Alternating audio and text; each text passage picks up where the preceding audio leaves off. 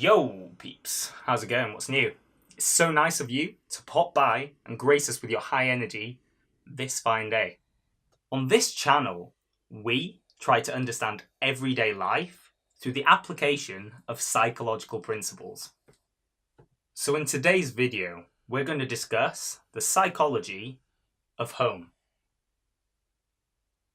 So for many, the term home represents an attachment to a central hub whereby an individual can safely isolate themselves from external chaos.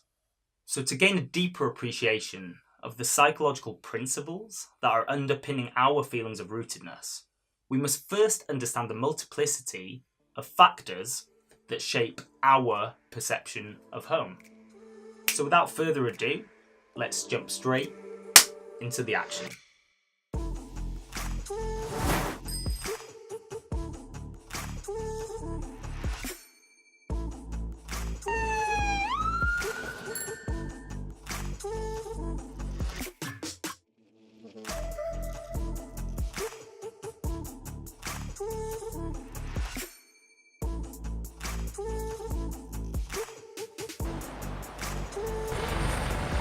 Right, so I may be clutching at straws, a wild guess, but I would fathom that the majority of you have probably heard the expression that home is where the heart is.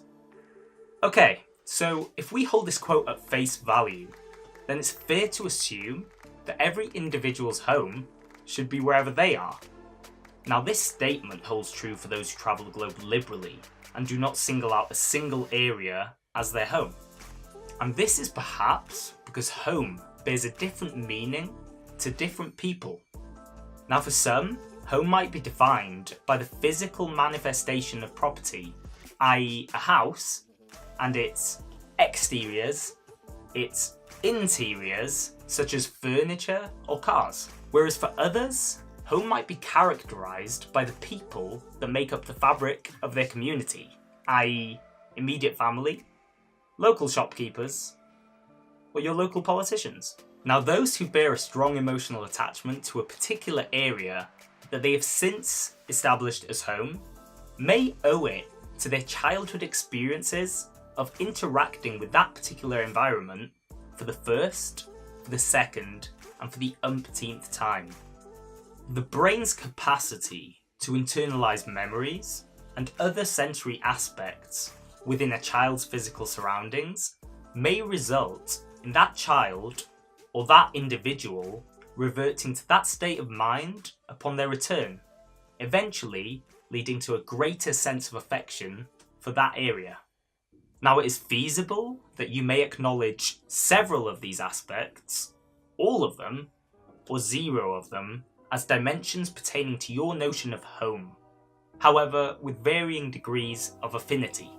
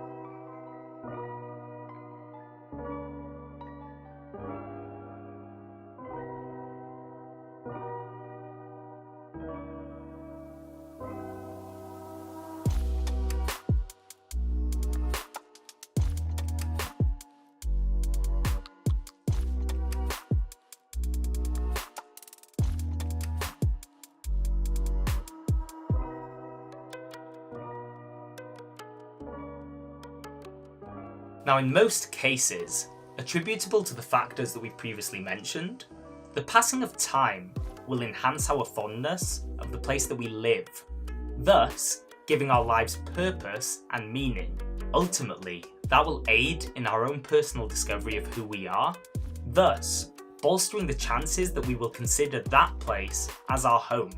Now, when we bundle these dimensions together, and with the inclusion of the passage of time, this may offer some explanation as to why so many people find a disconnect between the questions, where do you live and where do you identify as home? The reason that a location can transcend to become a home is that we as individuals are able to blur the lines between who we are and where we are. For this reason, home might be considered as an extension of ourselves. Considering our discussion of the psychological principles that contribute to our sense of home, I would like you to type in the comment section below what it is that separates your home from a place that you just live. Are they one and the same? Or maybe have you never developed an attachment to a place? And as always, if you have one spare second, could you please give that like button a tip tap? Or if you're a crazy rebel, give it a little dislike. And could you please swish the subscribe button? Thank you. Peace.